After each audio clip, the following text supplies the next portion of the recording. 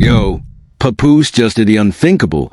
The self-proclaimed lyrical assassin, the hardest pen in New York, allegedly ran to a lawyer because his estranged wife out-rapped him. Let that marinate. A man who built his whole identity on bars reportedly tried to settle a rap beef in court because he couldn't settle it in the booth. And the wildest part? Word is a new woman's name is all up in the paperwork like she co-signed the whole humiliation. Bro really woke up and chose litigation, but against his OWN legacy. Before we get into it, subscribe, don't miss it. Nah. Alright, let's set the scene. Because what happened next in this saga is something I have genuinely never seen in hip-hop, and I've been watching this culture for a long time. Shay McMackey, the man the world knows as Papoose, allegedly had his attorney, Shelly Albert, fire off an official cease-and-desist letter to Remy Ma's lawyer, Diane Bowman, demanding that Remy pull her freestyle W.Y.F.L off all platforms, according to Baller Alert, which reported on the newly surfaced court documents. Now let me give you all the dates, because the dates are where this whole thing starts smelling funny. Remy dropped the record on April 10th, 2026. The letter? Dated April 18th, 2026. 8 days. 8 days. I need everybody to let that marinate for a second, because we're going to come back to it. That number is doing more talking than any bar on the song. And here's the part that made me sit straight up in my chair. The letter reportedly doesn't just offend Papoose. It name-checks Claressa Shields, claiming that neither of them ever disparaged Remy in any of their interviews for the reporting on the letter's contents. A legal document between a husband and a wife, with a girlfriend's name in it. We're going to dissect exactly why that matters later, but just hold that thought. So let's be real about what we're looking at here. A man whose entire reputation, and I mean his entire reputation, was built on being one of the most feared pens in New York, allegedly answered a rap song with a legal filing. Pap really thought a piece of paper could do what his pen couldn't. He thought a law firm could accomplish what 16 bars never did. But here's the thing about moves like this. They don't erase a record. They amplify it. And the receipts I'm about to walk you all through show exactly why this backfired so spectacularly that people are still talking about it months later. Let's open the vault. Alright, let's do this properly. Because the quotes in this situation are insane, and I'm gonna lay them out one by one so you all can see the full picture exactly the way I saw it. First receipt, the bars that started all of this. On W.Y.F.L, released April 10th, 2026, Remy Ma, Reminisce Mackie herself, raps, the nerve of Nas claiming that they wrote those hits, when their whole career they ain't never ghost wrote SD not for me or anybody else, you always acting like you helping, and go help yourself. When I first heard that, I was like, hold up, run that back, because that's not just a bar, that's a direct response to a very specific claim. Remember, Papoose got on Instagram Live back in 2025 and claimed he wrote 90% of the rhymes that came out of her mouth since I met her. 90%. Bro said what? You're gonna get on a public platform, claim you wrote damn near a woman's entire catalog, conceited, the all the way up remix, everything, and then act shocked when she addresses it on wax? That's the dumbest flex I've ever heard in my life, because if your pen was really that lethal, you'd have hits of your OWN. You wouldn't need to claim authorship of somebody else's legacy to prove you can rap. Second receipt, the bars aimed at the new situation. Same track. In competition with herself, I don't know that BH. Hoes be doing the most over SOSODK. You want to be a baddie, but you ain't bad enough. Nah. When I read that, I had to run it back 3 times. And I need y'all to notice something critical. She never said a name. Not one. No government name. No nickname. No initials. Nothing. The record is legally clean. But the cease and desist reportedly came anyway, which tells you everything you need to know about who felt targeted. Nobody sends a lawyer over a song that isn't about them. Think about that. Third receipt, the letter itself, dated April 18th, 2026, from attorney Shelly Albert to Remy's attorney Diane Bowman. According to the reported contents, the letter described the song as profane, insulting, and highly negative remarks, claims the record was intended to publicly embarrass Papoose, and warned that parties in a family matter should be mindful that their conduct today can have lasting consequences for their child tomorrow. It also allegedly threatened to amend court filings and pursue a defamation claim, plus legal fees. A defamation claim over a rap song. From a rapper. I need you all to sit with that, because the irony is thick enough to cut with a knife. This is a man who built a career on battle-ready lyricism, on mixtapes, on the idea that bars get answered with bars. And the moment the bars came his way, the response allegedly came on law firm letterhead. Hip-hop has never worked like that. Ever. Fourth receipt. Claressa Shields on Funky Friday with Cam Newton, where she said, and I quote, "He was supposed to downgrade. He ain't supposed to be able to bag the greatest. That's the problem to me." She also said, "I ain't never done nothing to none of y'all. All I did was be in a happy relationship, be with him." And in that same sit-down, she acknowledged that the divorce, quote, "doesn't happen overnight," effectively confirming on camera that Papoose is still legally married, something Complex has also reported on while covering this tangled situation. When I heard bag the greatest, man, the audacity. You're a champion, a generational athlete, one of the most decorated boxers alive. And the framing you chose was that another woman was a downgrade. That's where she lost the plot completely, because that comment wasn't confidence. That comment was a challenge. And challenges in hip-hop get answered. Fifth receipt. Papoose's response once the letter leaked. He hopped on his Instagram story and wrote, "Once again fake news. The Papoose smear campaign is getting desperate." So the letter is fake? The lawyers are fake? The quoted lyrics are fake? Bro, every single time something makes that camp look bad, suddenly everybody's capping. The screenshots were fake, the interviews were taken out of context, and now a dated legal letter with two attorneys' names on it is a smear campaign. Funny how that works. Funny how the denial never comes with documents of its own. Now that we've got the quotes on the table, let me show you all how they connect. Because the timeline is where this thing goes from messy to devastating. Now here's where it gets real interesting, because the timeline on this thing tells a story that nobody in that camp wants you to see. And once you see it, you can't unsee it. That track? Dropped April 10th, 2026. The letter? April 18th. Just 8 days later, a gap that Baller Alert made a point of highlighting in its coverage. 8 days. Brew. That means somebody heard that freestyle, felt every single bar land in real time, and immediately picked up the phone. But they didn't call a studio. They didn't call an engineer. They didn't call a ghostwriter. They called a lawyer. For a man whose whole brand is, "I will lyrically destroy you." That is the fastest white flag I have ever seen in hip-hop.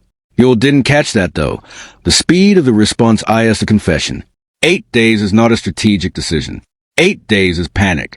8 days is somebody sitting in a house, playing that record over and over, realizing there's no lyrical answer coming. But wait, it gets better.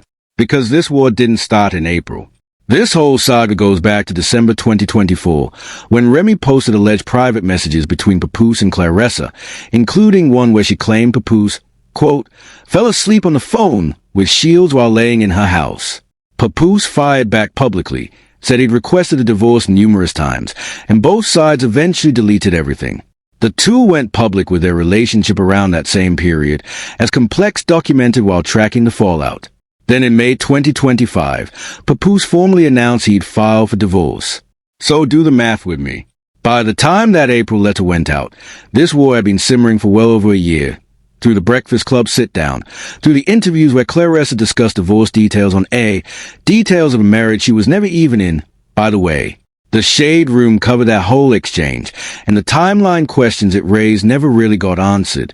And now here comes a connection that broke my brain. Remy performed that same track at Angie Martinez's summer barbecue at Paradise Coney Island on August 2nd, 2026, 4 months after the alleged letter was sent. On stage, in front of Buju Banton, French Montana, Coy Leary, everybody. And fans swear she switched the line live to say "Pap" out loud, a moment that had the internet in a frenzy according to the Shade Room. Let me translate what that means in plain English. She received that letter. She read that letter. And her response was essentially, "You know what you can do with this." Then she performed the song on a festival stage, in front of the whole culture, and reportedly put his name in it. So Pap sent that letter in April, and she performed the song in August. That's when you know nobody in that house is real advisors. Any smart person would have let that record die quietly in the algorithm. But pride isn't smart. Pride sends lawyers. Oh, And one more thing. Fans notice Remy like a comment about running up the numbers on the track. She knows about the letter. She's seen the letter. And her entire response has been to keep it moving and keep performing. That's not bitterness. Yo, that's chess. But here's where it gets even more interesting. Alright, put your detective hat on, because nobody's talking about the hidden layers buried in this situation, and I dug all the way in. 4 layers. Let's go. Layer 1, the name in the paperwork. Now check this out. The reported letter doesn't just offend Papoose. It allegedly states that neither Papoose nor Miss Shields ever disparaged Remy in various interviews. Stop. Think about what you just heard. A cease and desist over a rap song is, at its core, a dispute between a husband and a wife, period. That's a family law matter. So what is a girlfriend's name doing all up in a legal document? That inclusion right there's a fingerprint. It tells you exactly whose feelings were driving that letter, and it tells you exactly who needed to be publicly cleared. If the record bothered him, the letter defends him. But this letter reportedly defends her too, which means this wasn't purely a legal strategy. Somebody's reputation management got folded into a family dispute, and nobody's catching that detail. But it's the smoking gun of this whole mess. And Pap really didn't clock how bad that looks? That's embarrassing. Layer 2, the 90% claim versus a discography.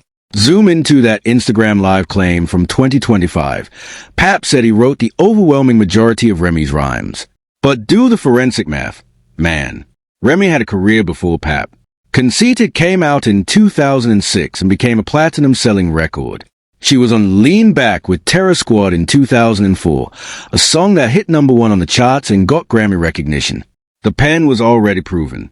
The receipts were already framed on the wall before this man entered the picture. So claiming authorship of 90% of a career that predates you isn't a flex. It's mathematically impossible. It's revisionist history.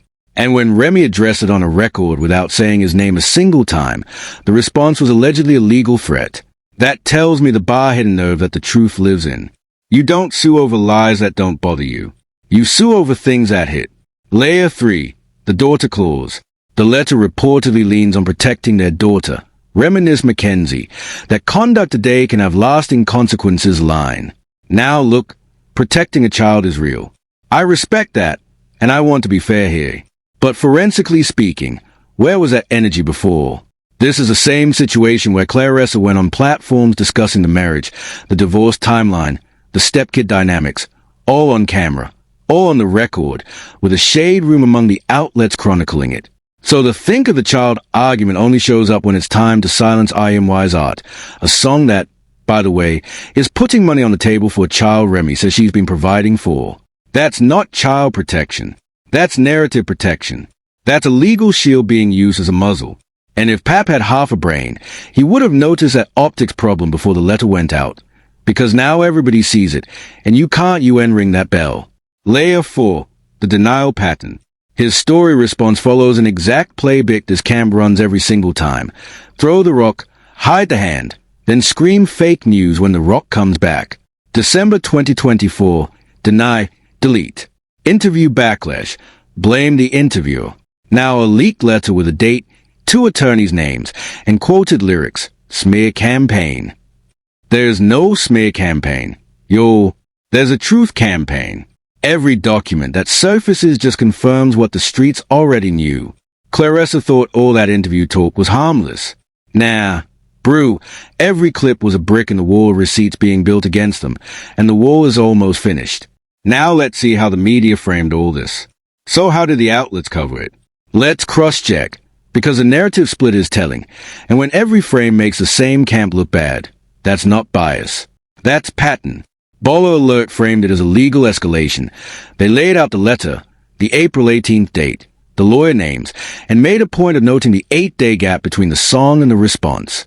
Their framing basically said, this beef moved from the booth to the courtroom, and the timing tells on itself. Radio coverage echoed the same framing. The legal team seeking removal of the freestyle, iHeart reporting on the cease and desist. Now compare that to the Shade Room, which focused on the August 2nd barbecue performance. Their angle was a culture's reaction, with fans in the comments pointing out that Remy had told everybody she'd drag Pap every single time his woman brought her name up. 2 completely different frames, one legal, one cultural. And both of them make the same camp look bad. When the legal coverage and the culture coverage land in the same place, the narrative is settled whether they like it or not. Meanwhile, coverage of the freestyle itself framed it as a direct answer to the ghostwriting claims. Outlets put the 90% quote right next to the release so listeners could connect the dots themselves. And the longer form reporting went back to the December 2024 foundation, the exposed messages, the accusations, the divorce request claim, framing everything after it as chapters of one long, slow unraveling. Now, some people are saying, and I've seen it in the comments, Remy's just bitter. Pap never mentions her. She should move on. And look, I hear that argument. I genuinely do. But here's why it doesn't hold up under scrutiny. The tracks never named anybody. Not once. Meanwhile, those interviews we've discussed, names, timelines, divorce details, on the record, on camera, repeatedly. One side is speaking in subliminals through ART. The other side is speaking plainly through platforms. So who's really keeping whose name alive? Exactly. Sit with that. And Pap's defenders are reaching, trying to spin the denial as a final word. He said it's fake, case closed. Brew, denials from that camp have a shelf life of about 2 weeks before another receipt drops. The media can try to soften this for him all they want, but the receipts don't lie. A lyricist who answers bars with lawyers has already lost the only battle that matters in hip-hop. But here's what nobody is saying. Everybody's covering this like it's a love triangle. Man, woman, new woman, messy, dramatic, entertaining. Good for clicks, good for comment sections. But here's what they won't tell you. This was never about love. This is about a man whose entire brand was built on a foundation he didn't pour. And what happens when a woman who was quietly holding up that foundation finally steps back and lets the whole thing collapse under its own weight? Real talk. Think about what Remy Ma actually was to Papoose's public image for 16 plus years. She wasn't just a wife. She was a cover story. That he held her down narrative that ran for years while she was incarcerated. Let's examine that. Because the streets have been whispering the real version for a long time. The money on the books, the apartment, the lifestyle, reportedly her money, her career earnings. He showed up, yes, and showing up matters. But showing up is a whole lot easier when the funding is already secured. That narrative made him a hip-hop folk hero, the loyal husband, the ride or die, and it was worth more than any record deal he ever signed. Because let's be honest with each other, when's the last time Papoose had a hit? When's the last time his music moved without Remy's name attached to it? The favor was never his talent. The favor was her. So when he left, or got put out, depending on who you ask, he didn't just lose a marriage. He lost the PR department, the financial engine, and the credibility shield all at once, in one move. And what did he replace it with? Someone who, by every public measure, cannot stop bringing the ex-wife up. That's a forbidden take right there. Claressa Shields isn't the upgrade. She's the expose. Everything Remy gracefully covered for years. This new situation carelessly spotlights. Remy protected the brand even when the brand didn't deserve protecting. The new era is doing the exact opposite. Interviews dissecting a marriage he wasn't in, timelines being recited on air, baby talk floating around while a man is still legally married, as the reporting on that interview circuit made clear complex. Every single appearance chips away at what little mystique Papoose had left. And that letter? I said what I said. Follow the fingerprints. A cease and desist between a husband and a wife does not need a third party's name cleared in it. The fact that hers allegedly appears tells you this wasn't a legal strategy.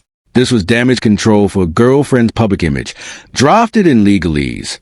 And the aftermath, the fake news story post, reads like a man who couldn't control what was done in his name and chose to disavow it after the fact rather than look like what he looks like out here. Papoose is playing checkers while Remy is playing chess.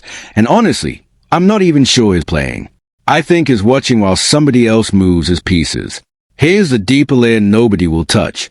This is psychological warfare, and Papoose is losing a fight he doesn't even know he's in. Remy never said his name. She made him, and everyone else, say it for her. She dropped a record with 0 names attached, and the response was a legal letter that function confirmed every bar was accurate. Do you understand the genius of that? She got the confirmation without the defamation exposure, because you cannot defame someone you never identified. They identified themselves. The shoe fit, and they ran to court in it, laced up and everything. That's not bitterness. That's a masterclass in letting your opponent beat themselves. And let's keep it a buck about the desperation underneath it all. Papoose represents the old God playbook. Control the narrative, claim the pen, lean on loyalty mythology. But the culture has moved on. This era demands receipts, screenshots, dates, court filings, timestamps. And every receipt in this story points in exactly one direction. He's watching the culture move on without him, and the more his camp talks, the faster it goes. He's not rewriting history anymore. He's revealing it. And that's the truth they won't tell you. So what happens next? Alright, let's look forward, because this story is nowhere near over, and I've got 3 scenarios for you all. Watch how this plays out, and remember you heard it here first. Scenario 1, the most likely outcome. The freeze out. Remy is gonna keep doing exactly what she's doing, performing, dropping, winning, and she's gonna say less, not more. No names, no interviews, no back and forth, just stages and streams. And that silence between records is gonna torture that camp, because they've already proven they can't help themselves. Watch, another interview is coming. Another clip where the marriage gets dissected by somebody who was never in it. And every time it happens, Remy's next move gets bigger. Another stage, another verse, maybe another live name drop like the one fans swear they heard at the barbecue. A moment that had the timeline going crazy according to the Shade Room. Pap is gonna look desperate either way, screaming fake news into a void that stopped listening months ago. The silence from Remy's side is gonna hurt more than any diss track ever could, because silence can't be served with paperwork. Scenario 2, the alternative path. She goes all the way in. Now, if Remy decides to stop being subtle, if she puts names, faces, and dates on a record, it's over. Mark my words. She's already shown she can shake the whole table without saying a single name. Imagine what the full clip looks like when the gloves come off. Pap is not ready for that. Because what's he gonna do? Send another letter? You can't cease and desist the truth, and every legal threat just markets the next record for free. We already watched the experiment play out. She performed that track on a festival stage 4 months after the letter, and the escalation only made her bigger, a dynamic that coverage of the barbecue performance made impossible to ignore. Baller alert. Pap doesn't stand a chance in that exchange, and deep down, I think he knows it, which is exactly why the response went to lawyers in the first place instead of the booth where it belongs. Scenario 3, the big picture, legacy damage. 5 years from now, nobody's gonna remember the denials. Nobody's gonna remember the Instagram stories. They're gonna remember the pattern. The pen claim that collapsed under its own math. The letter that confirmed the bars. The interviews that wouldn't stop. This moment is gonna be remembered as a point where Papoose's relevance flatlined. Not because of Remy's record, but because of how his side responded to it. The record was just a trigger. The response was a story. Meanwhile, Remy's legacy is gonna get elevated by all of this. The intellect, the business moves, the patience, the pen that apparently never needed a ghost in the first place. The culture is watching a rebranding happen in real time. She's becoming the one who was holding everything up all along, and the paperwork is doing half the storytelling for her. And Claressa? The longer her name stays attached to paperwork and pettiness instead of the ring, the more that greatest talk rings hollow. She's a champion. That part is untouchable. But she's watching her brand get slowly drained by a fight that was never hazed to win, and every new interview makes the hole a little deeper. Whatever happens, one thing is crystal clear, that camp already lost. They just haven't stopped swinging long enough to notice. Thanks for watching. If you enjoyed uncovering the real story, smash that like button and hit subscribe so you never miss when we expose what everyone else is too scared to say. Ring that bell for notifications. And if you want more truth bombs like this, click on one of these videos next. Trust me, you'll want to see what we found. And by the way, tomorrow we're dropping something wild about that Claressa, we having a baby next year announcement, and why the timeline math ain't mathing. You do not want to miss that.